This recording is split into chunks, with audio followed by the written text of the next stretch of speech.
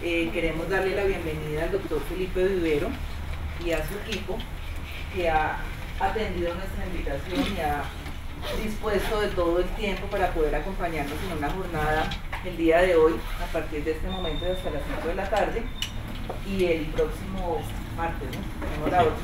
El próximo martes con otro grupo.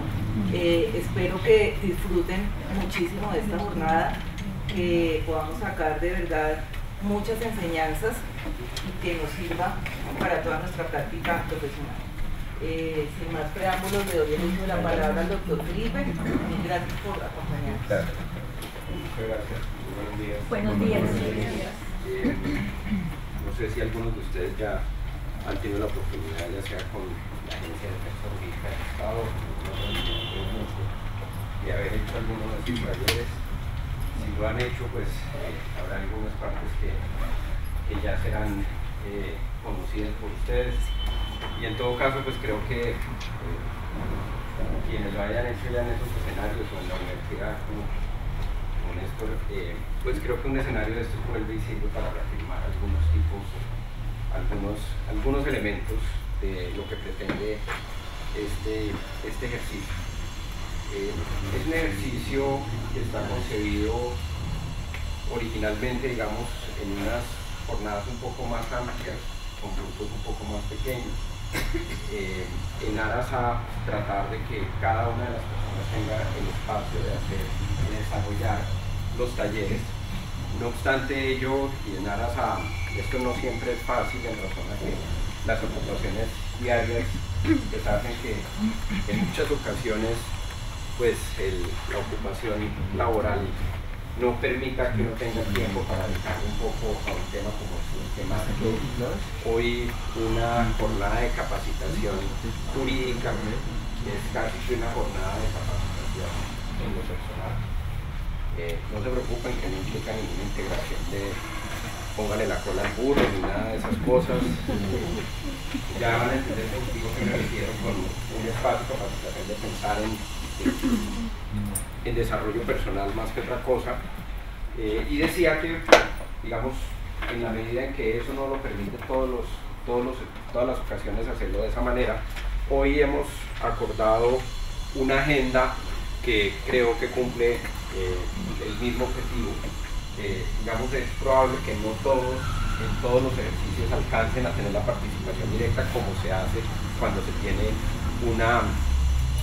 un grupo más reducido y un tiempo mayor, pero creo que la forma como lo hemos diseñado permitirá en todo caso tener una idea de esto.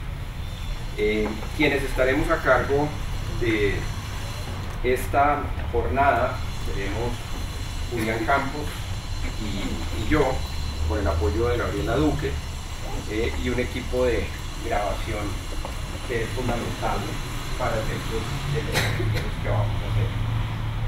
Julián, este curso fue tomado como modelo también dentro de la maestría de Derecho Público para la Gestión Administrativa que yo dirijo en la Universidad de los Andes, en atención a la necesidad de desarrollar en las personas una habilidad de expresión, tanto oral como corporal, de transmisión de argumentación, de desarrollo de argumentación.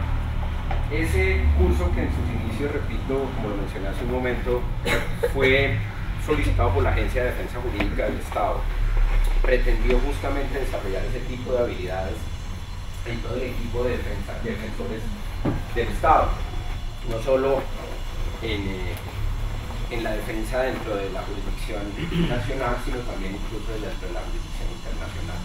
Tuvimos ocasión en su momento incluso de hacer una capacitación a la que era la directora de la Agencia de Defensa para efectos de las presentaciones que tenía en la Corte Interamericana de Derechos Humanos.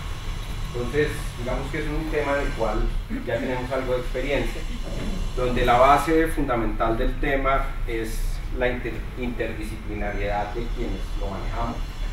Básicamente, así como lo hacemos en la materia que trata de si se llama metodología de trabajo de grado en la maestría.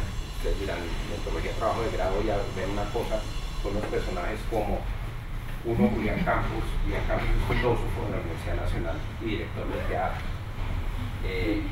Y yo soy abogado y docente hace 25 años de la Universidad de los Andes. Dirijo la especialización en gestión pública, dirijo la maestría de Derecho Público para la Gestión Administrativa y manejo en pregrado las carreras de procedimiento administrativo, que allá se llama acciones públicas, responsabilidad del Estado y contratación estatal. Entonces es una combinación un poco de, más que hoy una capacitación en lo jurídico, es un desarrollo, un revisarse a uno mismo en lo que uno hace a diario. ¿Qué es? ¿De dónde arranca todo este tema? Y ahí quisiera hacer un poquito de énfasis en el tema de mi experiencia como docente durante más de 25 años, y es la enseñanza del derecho, la enseñanza de las diferentes disciplinas hoy en día. Creo que la mayoría de ustedes son muy jóvenes aquí, pero por lo menos a mí me tocaron salones muy similares a esto, donde básicamente lo que uno necesitaba era un escritorio, porque lo primero que uno tenía que tener antes, el día que entraba a la universidad, era por lo menos un cuaderno y un esfero, para no estar identificado como el vago del curso el primer día. Porque fundamentalmente el proceso de aprendizaje se basaba en una persona que se paraba enfrente, normalmente una persona ya de edad, con mucho recorrido, que normalmente era gordo también. Pues esa persona básicamente lo que tenía, el plus que tenía, era que había vivido mucho, y en la medida en que había vivido mucho tenía mucha posibilidad de transmitir cosas de lo que él vivió hacia las personas que no lo han vivido. Es decir, el eje del aprendizaje se daba a partir de la transmisión de información. Esa persona muy probablemente había podido salir del país y había tenido acceso a información que no era susceptible o que no era fácilmente asequible en el medio común. Entonces, la clase básicamente lo que se trataba era de que el señor hablaba hora y media o 2 horas. A él, pues, prácticamente le daba lo mismo qué estaban haciendo las personas, si lo estaban oyendo. No, uno desarrollaba una habilidad muy grande para campeonatos de echar serios y ese tipo de cosas, porque uno simplemente miraba lejano y estaba pensando en cualquier otra cosa, y el señor podía hablar y se le salían, no se le salían, en fin, había muchos ya que eran los sordos, no veían muy bien, entonces veían como bulticos, y eso era un poco como la dinámica en la que pasaba. El examen entonces, ¿qué era? Bueno, ¿qué hacía uno en la clase? Copiar todo lo que el señor dijera, a punto tal que cuando uno se elevaba y terminaba jugando picas y pamas o alguna cosa durante toda la clase, pues uno lo que buscaba para el examen era los apuntes del saco del curso. Quienes me han oído el cuento, pues creo que además en cualquier escenario donde uno lo cuente se repetía, y era, pues el saco del curso tenía una característica, era que no prestaba los apuntes. Pero también había algo que era común, y era siempre los apuntes del saco del curso estaban en la fotocopiadora y todo el mundo tenía los apuntes del saco del curso. Entonces, de alguna manera lo que se daba era un proceso en el cual el examen era, él preguntaba alguna cosa y las personas, uno como estudiante tenía que repetir, poner lo que él había dicho. Normalmente eso estaba en el cuaderno, entonces uno estudiaba con el cuaderno. Y por eso, digamos, cuando la gente no estudiaba, lo que pretendía hacer era copiarse, y que era copiarse era sacar el cuaderno, porque pues esa era la forma, eso era el examen. El día en que llega Internet, el proceso de aprendizaje cambia completamente. ¿Por qué? Porque ya el problema no es el acceso a la información, sino casi que el problema es el exceso de información que tengo sobre cada cosa. El proceso de aprendizaje cambia completamente, porque ya el proceso no está basado en conseguir información, sino el proceso está basado en desarrollar habilidades para seleccionar la información relevante y presentarla de una manera coherente, que sea lógica. En materias, por ejemplo, como contratación estatal, pero más en responsabilidad extracontractual del Estado, donde ustedes saben que no hay un marco positivo que regula la materia íntegramente, sino exclusivamente el marco está fundado en el artículo 90 de la Constitución, y salvo materias muy particulares como administración de justicia o algunas de esas, no hay absolutamente ningún marco específico que regule la responsabilidad extracontractual del Estado. Cuando uno tiene una administración de justicia donde un proceso de responsabilidad patrimonial del Estado en materia extracontractual se demora alrededor de 15 a 20 años y el parámetro por ende no es la ley sino es la jurisprudencia, y no hay una abundancia de sentencias de unificación en materia de responsabilidad extracontractual del Estado, pues uno lo único que puede hacer es una de dos cosas: o hacer un curso de brujo para saber el estado de la jurisprudencia dentro de 20 años, o desarrollar unas habilidades de argumentación que le permitan hacer unos planteamientos lo suficientemente coherentes que, independientemente de los cambios de jurisprudencia, se pueda mantener un argumento de manera sólida. El proceso de aprendizaje, por ende, se da hoy en día es a partir de la nivelación que hay en información de todo el mundo. Uno diría, hay simetría en la información. Donde uno hace el cambio de alguna manera es el acercamiento, en la forma como uno se acerca a esa información para poder, digamos, hacer una clasificación de la información relevante. Uno diría antes, cuando uno iba mal en un examen, uno se acercaba y había estudiado mucho, se acercaba donde el profesor le decía al profesor, no me fue mal, pero yo le juro que estudié muchísimo. Yo me sé todo. Hoy en día, bajo un esquema de aproximación a la enseñanza donde no hay limitación en la información, pues cuando uno le dice, le juro que yo estudié mucho, pues uno lo que contesta es, y yo también tengo una tía en Pereira, porque es igual de anécdota, porque yo parto de la premisa que el tener la información no es lo relevante. Lo relevante es cómo identifico y cómo clasifico la información de manera tal que yo pueda desarrollar una argumentación coherente.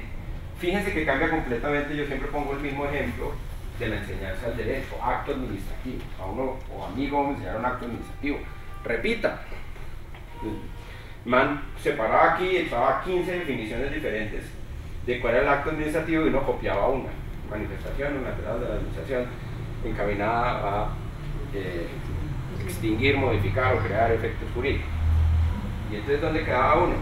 Siempre en el examen le preguntaban eso y uno sacaba 5. Sí, repetía eso de esa manera. Cuando le ponían el ejemplo, y hoy en día uno puede partir de eso.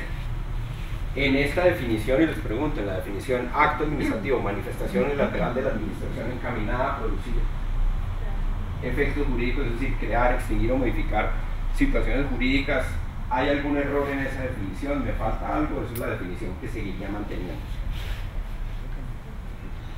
Encuesta, ¿sí o no? ¿Está correcta? ¿Qué le falta? ¿O qué le añadiría? Creo que no se preocupe que no es un examen, no estoy haciendo no es como cuando uno iba a misa y el cura empezaba a preguntar cuáles eran los mandamientos y eso, no, simplemente construyendo así que frescos. Sí, de pronto recuerdo algo de las clases de Derecho Administrativo, de la especialización, donde se señalaba que no necesariamente era una manifestación unilateral de la administración, entonces digamos que esa sería la parte. Ok. ¿Algo? ¿Está correcta? Correcta. Correcta. ¿Alguien considera que habría que añadirle algo más? Pues cuando uno da esa definición, probablemente sacaría 5 en el examen. Cuando le ponen un caso, y entonces le pongo 2 ejemplos.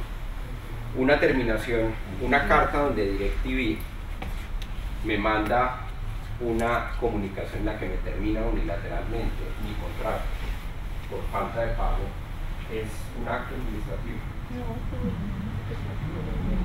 DirecTV, servicio de televisión o internet, cualquiera. Uno diría no, pero la definición me pega, me está terminando unilateralmente el contrato. Entonces fíjense la diferencia en términos de lo que es la definición y lo que es la aplicación de un concepto, porque uno, dependiendo de la forma como esté, incluso a un punto, uno le enseña en la universidad una cantidad de cosas y el primer día que uno llega, ya sea a consultorio jurídico o llega a la primera ocupación laboral, cuando le tiran la primera cosa, y le dicen, ¿y qué hace aquí? Y uno dice, uy, ¿a quién llamo? ¿Por qué? Porque uno parte de la enseñanza ha sido que uno lo enseñaron para una cosa, pero hace otra cosa. Es distinto hacer que adquirir información. Entonces el proceso de aprendizaje se da es a partir de un concepto que se llama desempeños auténticos. Y desempeños auténticos es aprender haciendo lo que hace un abogado. Por eso en medicina se aprende haciendo lo que hace un médico. Y por eso hoy en día es igual una jartera ir a una consulta médica, porque está el médico y 3 estudiantes más que lo están mirando uno así. Y bueno, pero pues, por lo menos con cuántos es que me van a cobrar por 4, ¿cómo es la vaina? Porque aquí, digamos, no hay una claridad en el tema. Entonces, fíjense hoy en día cómo se enseña, o como una forma de enseñar el acto administrativo, una factura de energía, y es un cobro exagerado del servicio de energía. ¿Qué hace el estudiante? Es un tema dentro de una clase de pregrado. ¿Qué hace usted frente a esa factura? Fíjense que lo primero que va a pasar es que él va a sentir que el caso de la factura no va cercano a la cotidianidad que él tiene. 2, para poder saber qué hace frente a eso, él lo primero que tiene que establecer es la factura, qué naturaleza jurídica tiene. Porque él va a poder decir, 1, me voy para un CADE, y en el CADE, y de hecho cuando uno hace este ejercicio de grado, eso es lo que sucede, los estudiantes le contestan unos, lo pone de tarea, llegan a la siguiente clase y dice, 1, se fue donde un tío que es abogado, y le dio la respuesta y dijo, no, mire, hay una sentencia del Consejo de Estado que le dijo que la factura del cobro de un servicio público domiciliario es un acto administrativo. Y va a encontrar una sentencia que le dice eso. Otro va a decir, no, ¿sabe qué? Yo me acuerdo de mi tía que le pasó eso y fue a un CADE y le habían de solucionar. Entonces va al CADE y en el CADE le dan un formulario. Y el formulario lo trae a clase y dice, no, yo lo que hice fue llenar este formulario. Fíjense un poco que el proceso de aprendizaje se da es a partir de algo, de varias cosas. 1, de temas que tienen que ver con la cotidianidad. 2, no se aprende como lo hacía uno, que eran unos cubículos en unos salones absolutamente, donde cada quien debía estar solo y en silencio. Uno aprende es a partir de la interrelación con las otras personas. 3, los problemas a uno le enseñaban, siempre pongo el mismo ejemplo, también le enseñaban los elementos de la compraventa desde el origen del derecho romano, y era una venta de un vicio oculto en una venta de camellos de Ticio a Cayo. Y pues lo más lejano a uno puede ser el comercio de camellos, un man que se llame Ticio, otro que se llame Cayo. O sea, la posibilidad de uno acordarse de eso es bastante remota. Por el contrario, cuando uno aprende a partir de cosas que son cercanas a la cotidianidad, pues es mucho más fácil recordar, porque la vivencia se borra menos rápido. Por eso siempre dicen que la regla es mentirosa. La regla es mentirosa, es solo omitir la parte que no puede contar. De resto, tiene que contar todo exactamente igual a lo que fuera. No estoy haciendo una clase de cómo decir mentiras, pero si usted en algún momento va a tener que decir una mentira, pues vaya, ¿en qué restaurante estuvo? En ese restaurante. Lo único que eventualmente omita es si hay rollo con quién era que estaba en ese restaurante, porque el resto va a ser más fácil recordarlo a partir de lo que usted vive.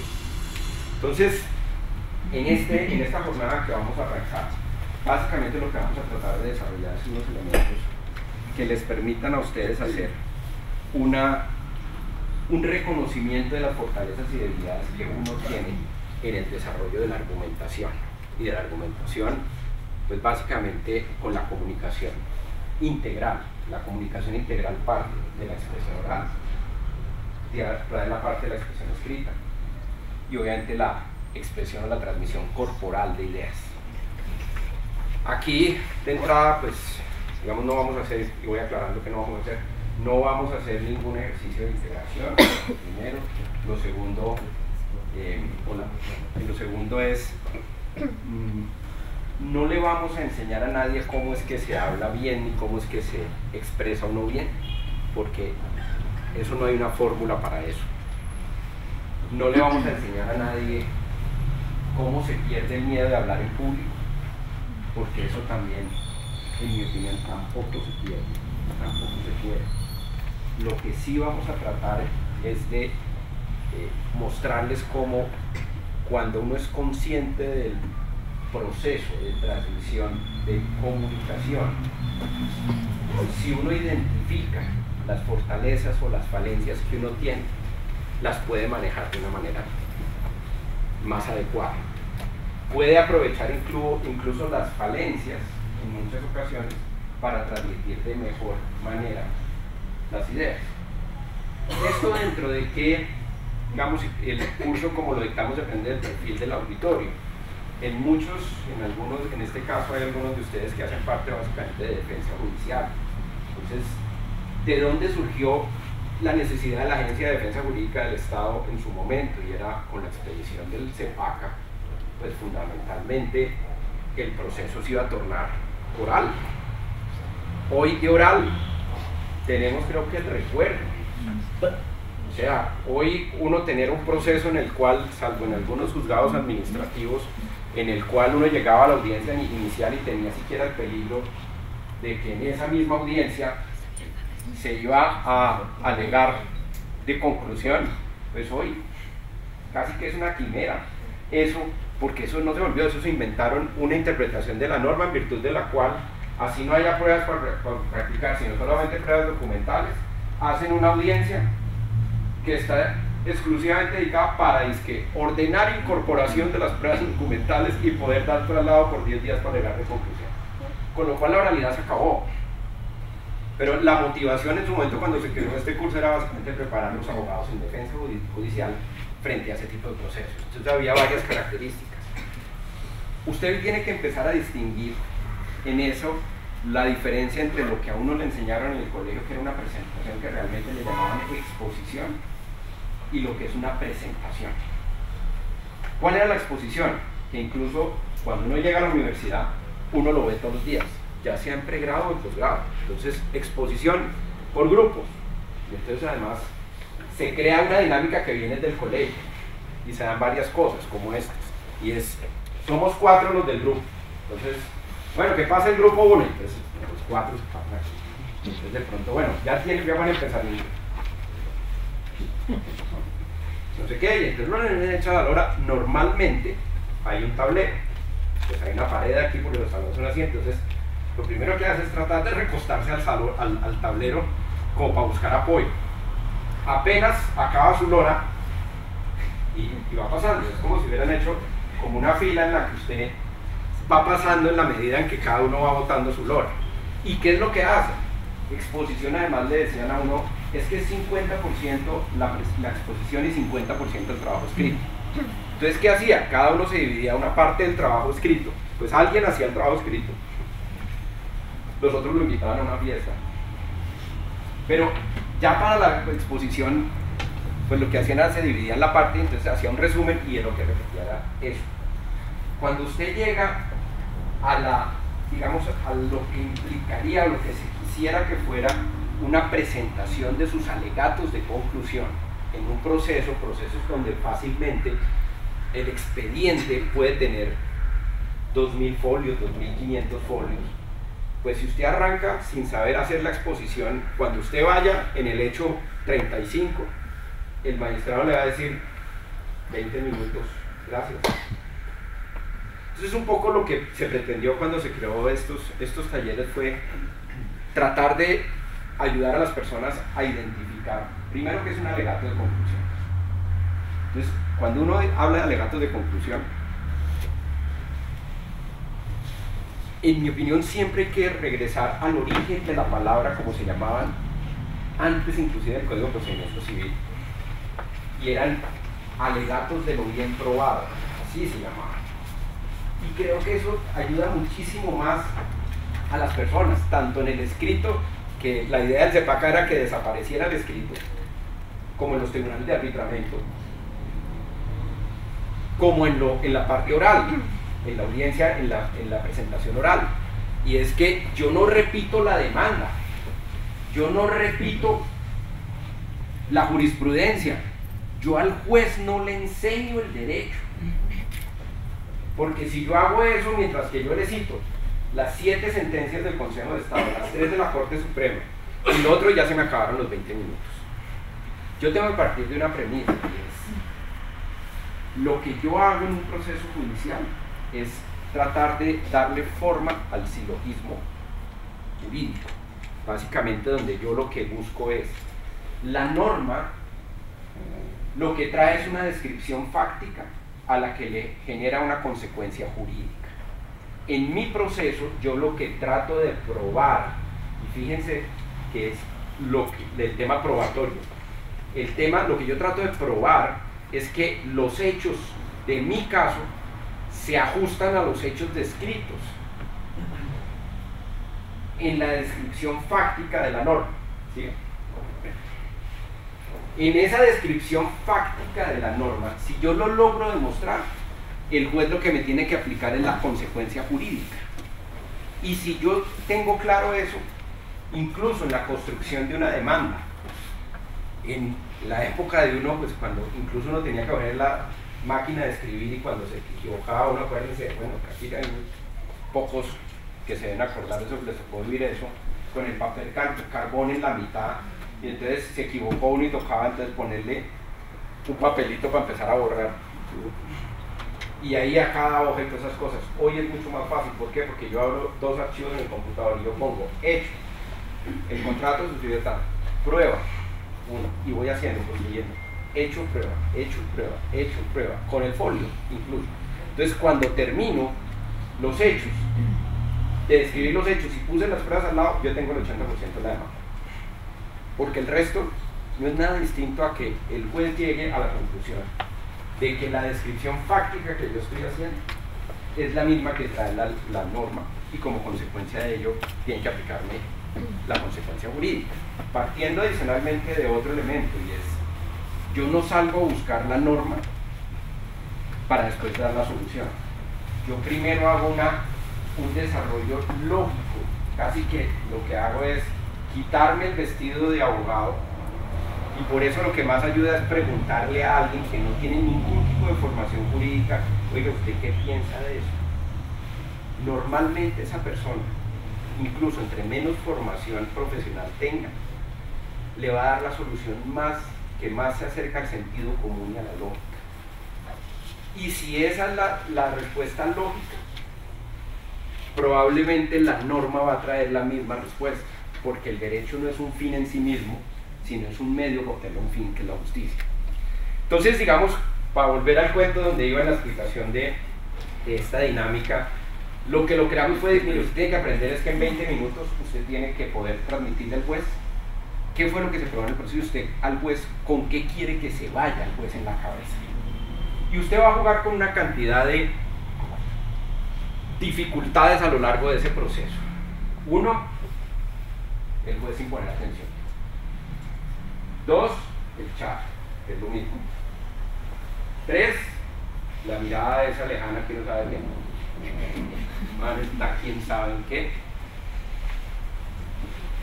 Cuatro, pues también lograr la atención en términos de, pues en ocasiones uno está cansado, entonces pues mucho lograr mantener la atención 20 minutos es difícil. Entonces usted tiene que empezar como a tratar de pensar cómo hace todo eso. Bueno, y eso le mete otras cosas que cuando empezamos con los talleres decíamos, trátese de apoyar en temas, digamos, audiovisuales. Entonces le decían, no, pero es que el juez en la sala de audiencias no dejan pararse.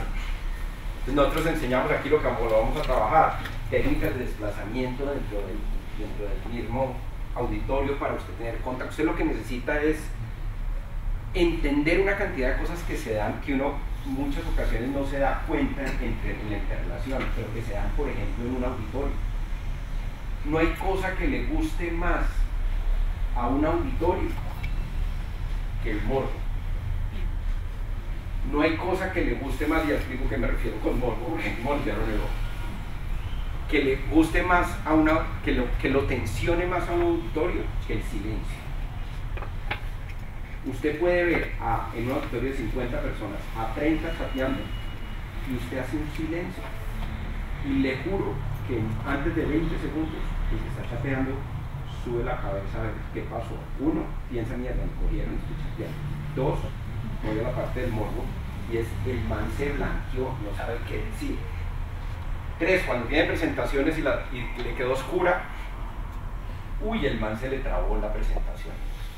Ese tipo de cosas que se dan en el ambiente, que usted normalmente no es consciente de eso, permite generar, como volver y captar la atención de las personas para transmitir ideas.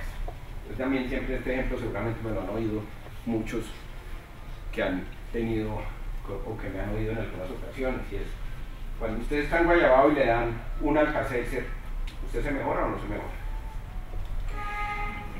Normalmente va a decir, no me mejoré porque es que son 2, no 1. Bueno, igual no sirve para el Alka-Seltzer, ya en Guayabao no sirve mucho, pero digamos, si a usted le dan solo 1, normalmente usted lo que va a decir es, no, es que no me podía mejorar, que me dieron solo 1. Y son 2. Léase las instrucciones del Alka-Seltzer y dígame en dónde dice que la dosis son 2. En ninguna parte. ¿De dónde salió el tema? Un publicista un día dijo, ¿sabe qué? Yo creo que podemos hacer un tema sonoro, que la gente, como eso hace, que suene clic, clic, y a usted el cuento le dan 1 y usted dice, no, hermano, jodido, porque el tratamiento son 2. Fíjese que con sola esa idea duplicó las ventas del cassette. Entonces un poco el cuento es, si usted tiene todas esas dificultades, usted lo que tiene que pensar es lo que quiero hacer. Entonces tiene, por ejemplo, hoy para presentar esto, este es un auditorio muy complejo para un tipo de presentación de estos. Primero porque uno se siente que ustedes están encima de uno. 2, uno siente que no puede estar violentando los espacios. Miren la cantidad de cosas que se dan en un tema en el que uno normalmente simplemente de pronto pensó, bueno, no toqué una vaina que me mataron ahí, quién sabe qué manera, pero bueno, ahí yo me siento, saqué un rato, trabajo, la vaina, voy mandando las cosas y eso. Pero cuando uno empieza a acercarse y eso, y entonces si empieza a tener contacto visual y esas vainas, y dice, qué manera, que me deje tranquilo. Yo vine fue aquí a pasar el día, no a que me esté violentando. Fíjense, una serie de cosas que se dan en esa interrelación, que lo que le van a permitir, y un poco lo que queremos es que ustedes sean conscientes de eso para cuando tengan, entonces ya, no solo el escenario de la presentación de un alegato de conclusión en un tema judicial, sino inclusive cuando lo llama el jefe y le dice, porfa, preséntale al alcalde esto. Y lo primero que uno dice es, miércoles, qué susto. ¿Qué voy a hacer? Pues vuelvo al mismo tema, aquí no vamos a enseñarles cómo no tener susto. En lo personal, yo les decía, llevo más de 25 años dictando clase y cada vez que me paro, buenos días, pues me da susto. ¿Por qué? Porque eso es propio del ser humano. Porque uno adicionalmente, pues creo, y muchos lo dicen, el día que usted no le dé susto, es porque a usted ya no le importa, usted no le importa el interlocutor. Incluso, y lo hemos planteado y algunos han dicho que eso es cierto, en la interrelación personal, cuando usted tenga el problema más grande, piénsese a pensar un poquito, bueno, ¿cómo voy a plantear esta vaina? Simplemente en orden de lo que usted quiere transmitir. Cuando usted está, por ejemplo, frente a en un alegato de conclusión o en una presentación de un informe ante una junta directiva o ante un grupo de directivos, y usted trae la presentación, lo peor que puede pasar, yo digo, estaba mencionando, para poder centrar la atención en diferentes elementos. Uno de ellos pueden ser presentaciones, por ejemplo, en PowerPoint. Una mala presentación en PowerPoint es nefasta. Le embolata más que si no lo hubiera hecho. Cuando usted hace la presentación típica que hacemos los abogados, y es que copiamos la norma y la jurisprudencia, eso no hay forma de que alguien se acuerde de nada de lo que usted puso ahí. Entonces, sea porque haga una presentación, sea porque usted utilice un tablero, sea porque usted utilice estrategias diferentes, un poco lo que queremos hoy es que ustedes sean conscientes de que lo que están haciendo lo hacen conscientemente y no que en muchas ocasiones los nervios terminen manejándolo a usted y usted no tratando de manejar los nervios. Uno lo vamos a ver a lo largo de las sesiones, los talleres que vamos a manejar, pero van a encontrar cosas como mañas que uno tiene y que no se encienden. Las mujeres, sobre todo, pues, porque tienen el pelo largo, muchas arrancan con un tema o el pelo. Y entonces, pues eso, cuando uno lo ve después en un video, en una presentación, se da cuenta de eso.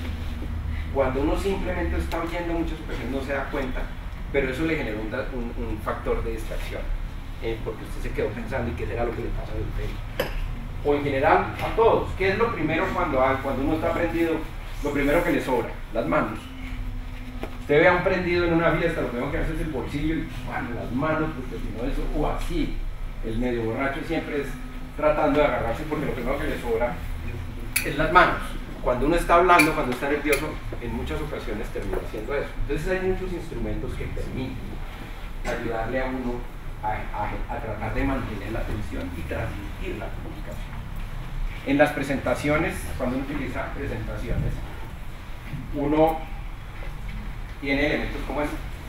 Es un control remoto de la presentación, del computador. Uno, yo creo que se encuentra en la mayoría de las presentaciones de congresos, de todo esto, siempre una presentación en la cual está aquí el conferencista y allá está el que maneja. Siguiente, por favor. Entonces allá se elevan y entonces siguiente. No, la anterior, te pasaste 2. Ahí no hay forma de que nadie siga la coherencia. 2, lo que normalmente pasa, y es el jefe diciéndole, no, oiga, necesito una presentación mañana para no sé qué vaya. Entonces, pero eso sí, ¿sabes qué? ¿Te acuerdas que hay una presentación que hicimos hace 2 meses para el tema de ese? Mándame ese, yo le pego una adecuada y eso, o adecuámela para este tema. Es decir, córtale de la 35 a la 50. Y nos vemos mañana temprano y en el carro vamos hablando del tema. En el carro no alcanzó a hablar del tema y la vaina llegó. Y entonces usted ve, tan, le va pasando mucho. Y la mira que quiere matar a la que lo no, pasa 50 más. Entonces, digamos que todo ese tipo de cosas es lo que pues queremos un poquito que ustedes identifiquen de manera tal que pues un ejercicio de estos sirva.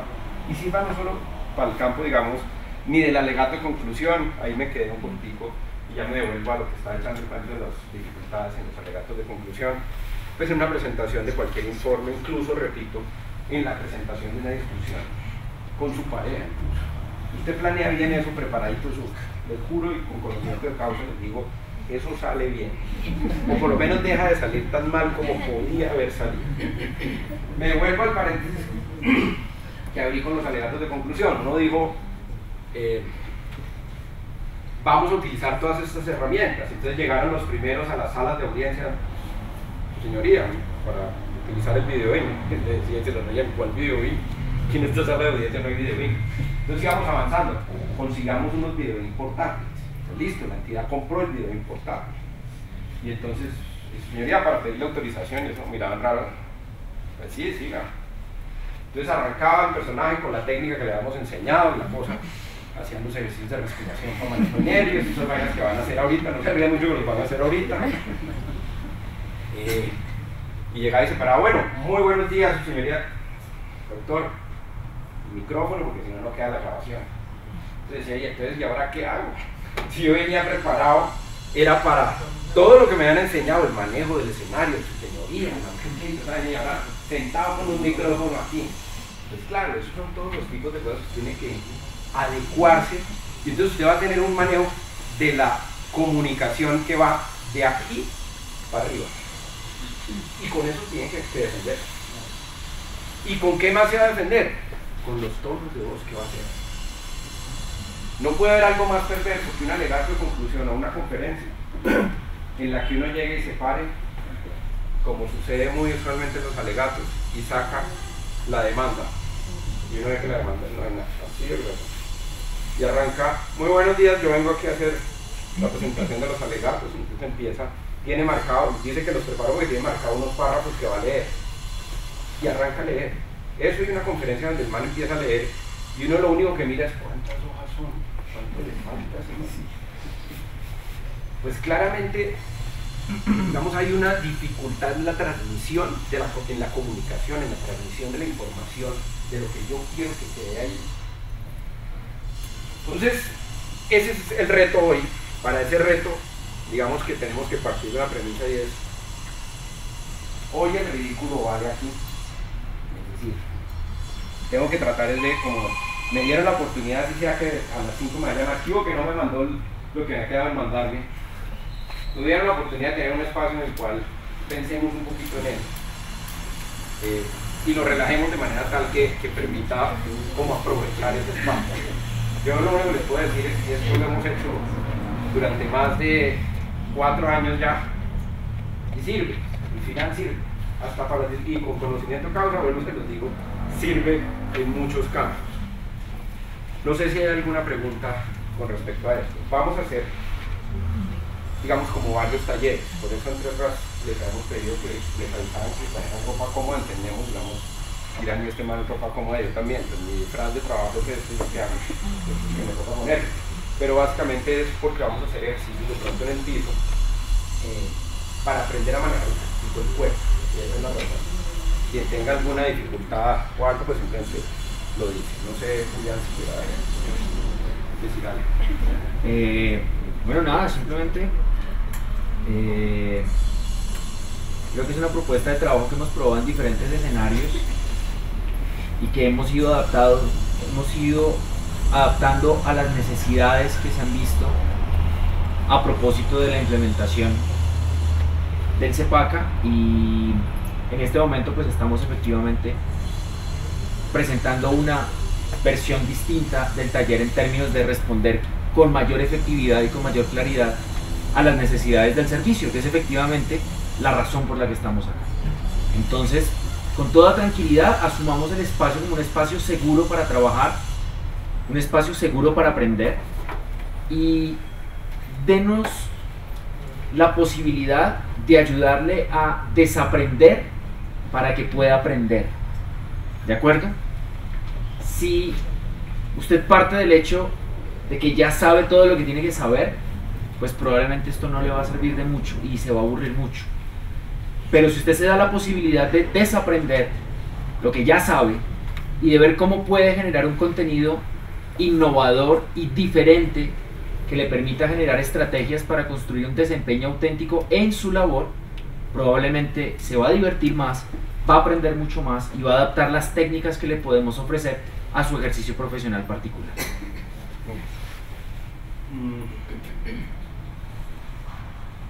Digamos que en razón a la composición de los grupos, normalmente lo que hacíamos era, cogíamos un tema transversal que fuera común, pues digamos, en otros grupos, a la composición misma del auditorio. En este caso, como ustedes vienen de diferentes entes del distrito y tienen funciones diferentes, no todos están en defensa jurídica, algunos están en conceptos, otros están, bueno, en las diferentes áreas. Lo que queremos plantear para el primer taller, que lo que busca construir es la línea base, es lo siguiente. Se van a dividir en grupos de a 5 personas.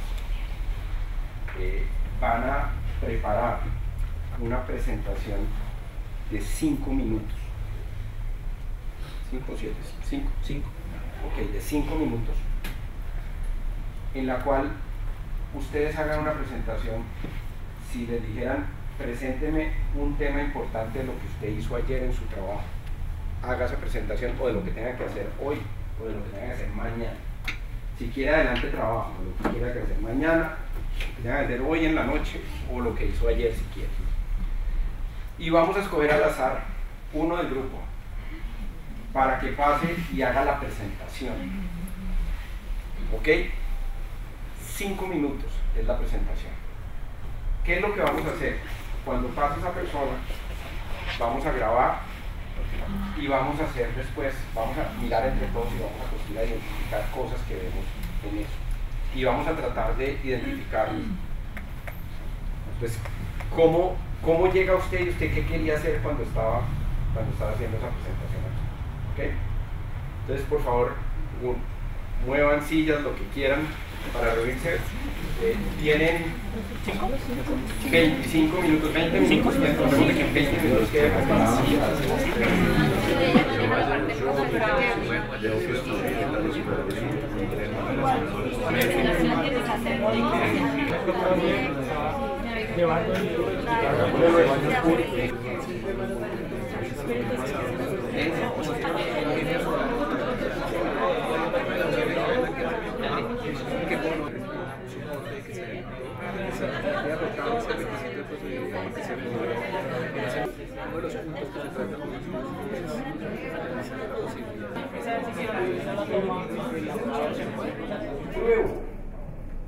Que hacía frente para construir una demanda, de pronto una talla alcanza a pasar.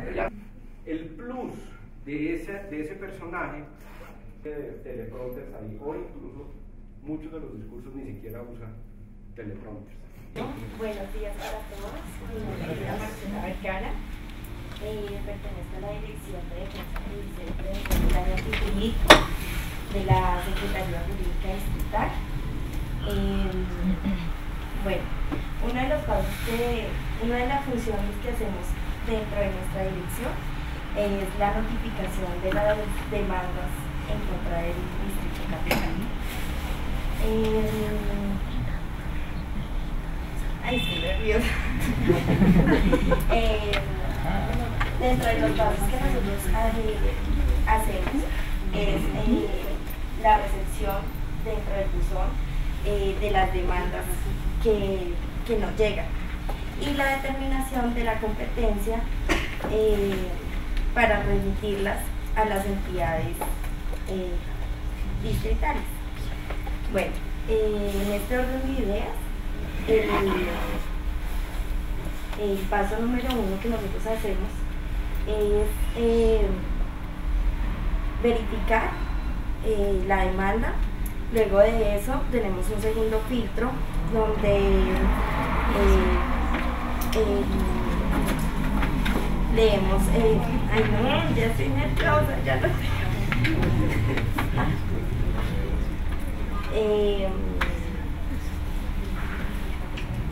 verificamos la demanda. Luego de eso la ingresamos a CIPRO y ya la remitimos a la entidad competente para que los abogados litigantes de cada entidad hagan la representación judicial de Bogotá, Distrito Capital. Ya.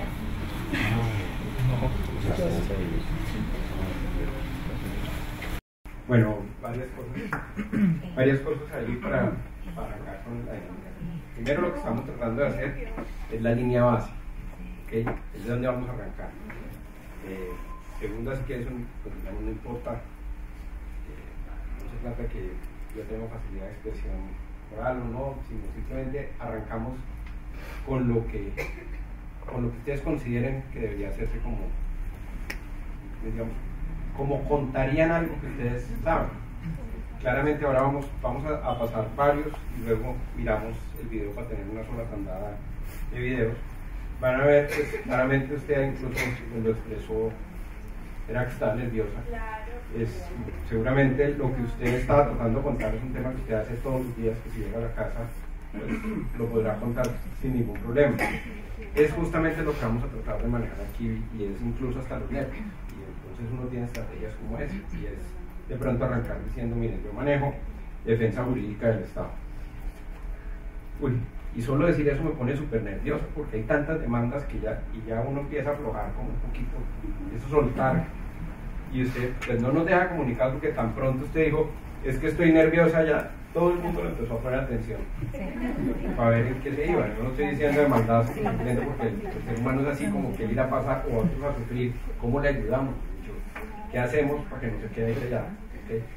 Entonces, simplemente como para que tengamos esa tranquilidad.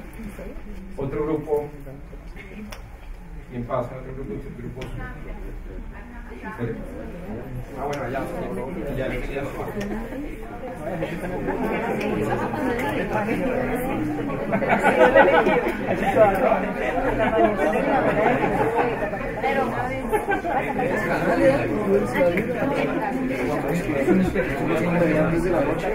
¿Aló?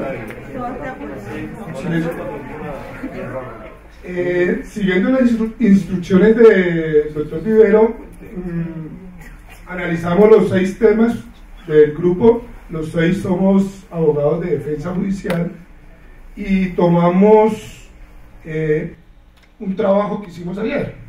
Entonces, el trabajo que tomamos fue unos alegatos de conclusión que se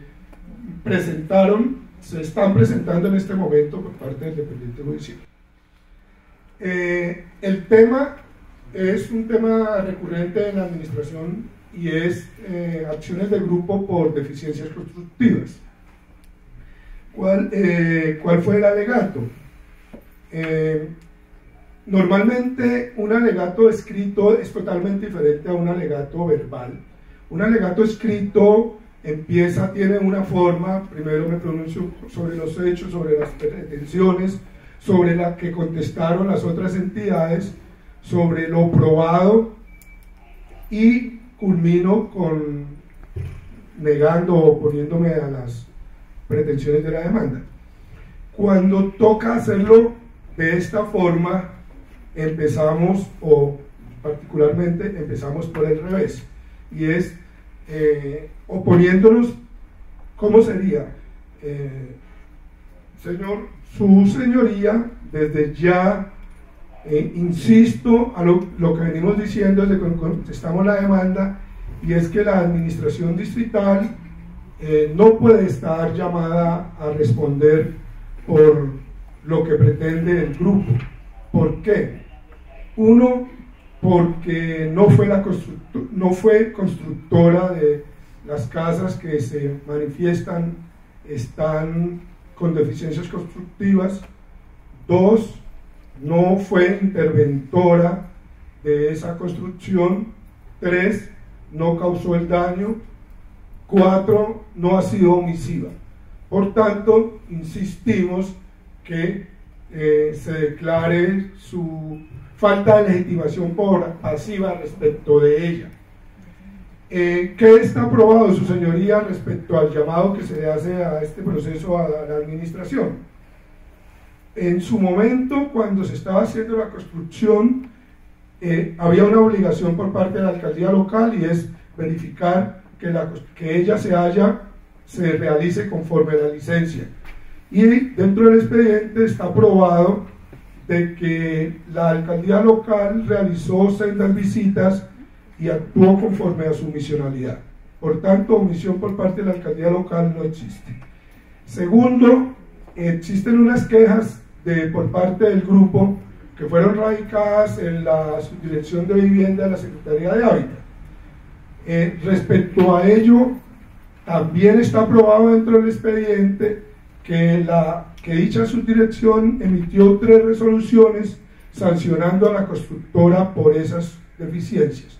Por tanto, omisión por parte de la administración en la Secretaría de Hábitat tampoco existe. Por tanto, está aprobado que la administración no ha sido omisiva. ¿Quién debe responder? Pues quien hizo la construcción. ¿Quién más? La constructora que está aquí está la constructora Colmena, y ella será la llamada, si es condenada, por supuesto, si se prueba que ella es la responsable, a asumir la condena que su señoría considere pertinente.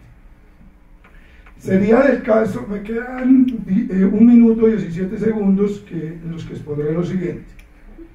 El grupo le endilga a la administración el no haber actuado porque en la parte donde se construyó era una zona de amenaza media, lo cual es cierto, pero yo me pregunto, ¿acaso el constructor, cuando se le dio los permisos, no se le indicaron que tenía que actuar en unas condiciones que su profesión exige que debe saber? Por tanto, yo como administración supongo y entiendo que él actuó conforme a esas recomendaciones. Si no lo hizo, pues seguimos insistiendo, será él el llamado a responder por esa comunidad que por supuesto no tiene por qué estar asumiendo estos daños de alguien que lo engañó, si fue así. Muchas gracias.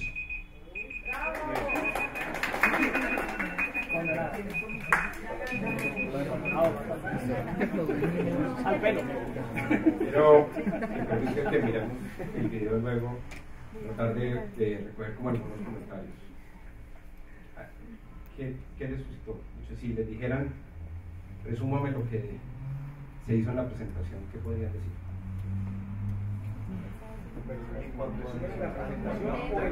En lo del fondo, ahorita miramos la forma, en el fondo de lo que es. Si la constructora Se perdió el acceso celular. ¿Qué más?